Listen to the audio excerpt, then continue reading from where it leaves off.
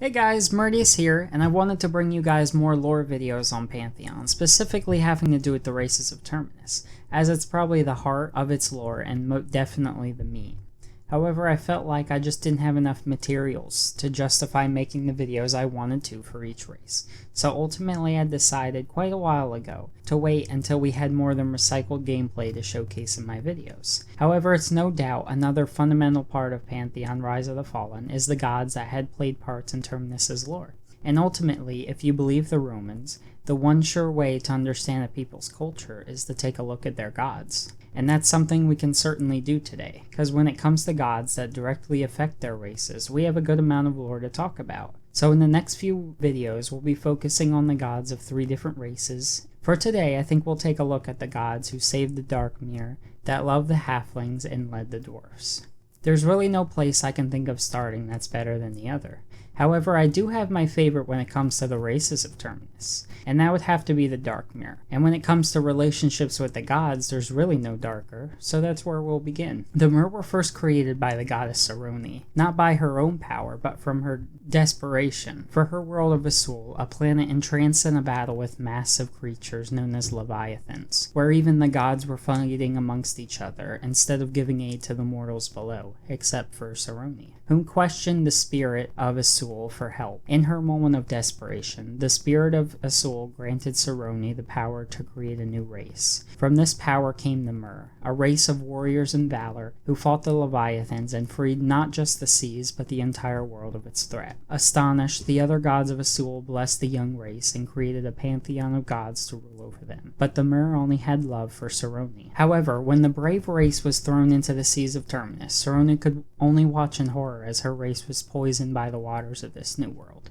Any attempts made by her to save them were mysteriously held back, from what we still don't know to this day. Another god that shows up in Myr's lore briefly, Nethurian, their god of battle, was said to sacrifice his own body that was made up of the water from Azul in an attempt to cleanse the waters of Terminus, which failed as the waters mixed together. In a last attempt for her people to be saved, she sacrificed her immortality to change the very bodies of the Myr, giving them lungs to breathe and legs to walk on the surface. What transpired next is best read from a testimony in the lore, where it states, "I gasped when I saw the first warrior break the surface, the air silent but for his cry of his assault.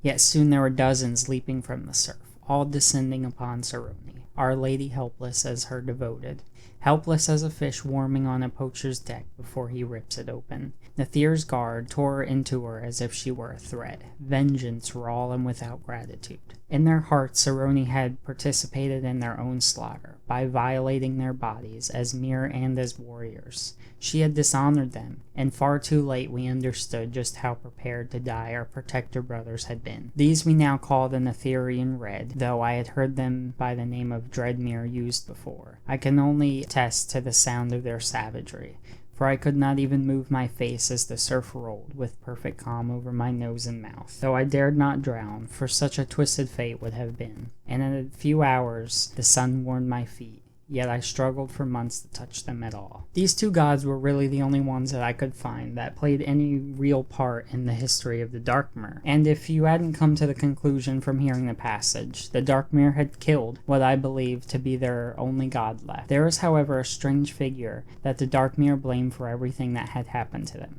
A figure they said was hovering in the air watching everything unfold.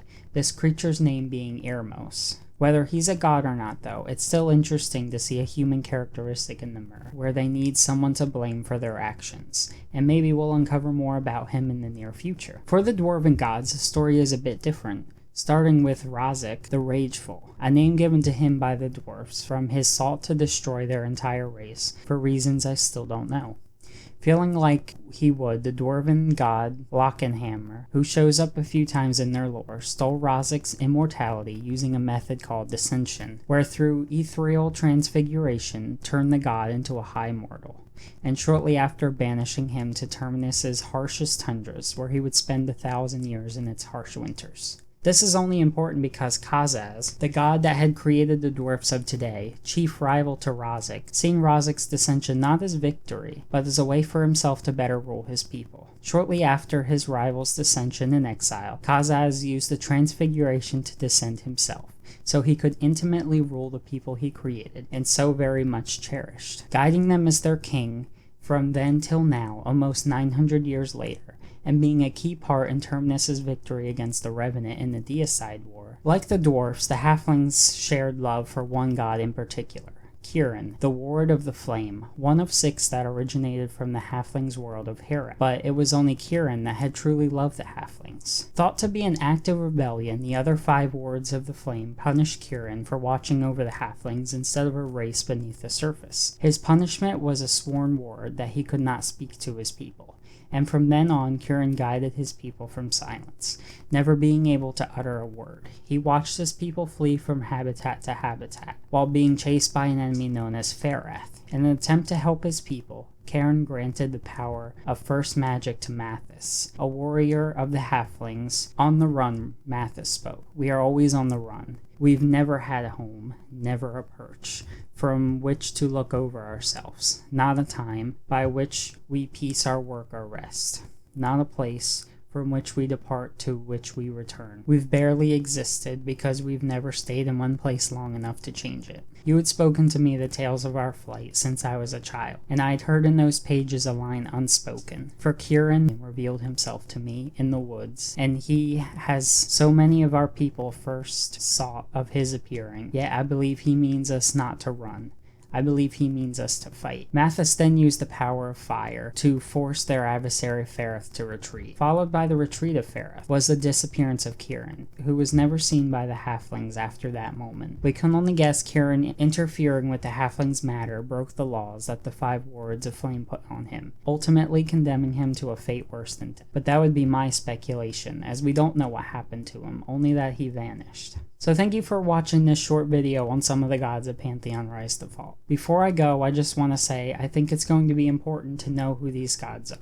Because if we look at the title, Pantheon Rise of the Fallen, and we know that Pantheon means a group of gods, and then we see Rise of the Fallen, we may just be the ones who uncover the gods of old, both good and evil. Can you imagine being on Terminus's tundras and uncovering the clues about a character trapped in its winters? Without knowing the lore, it would just seem like fluff, but we would know we might just find a god in there. But that's all I have for today, and I'll leave you with just one question. After the Age of Chaos, or the Deicide War, everyone's gods disappeared.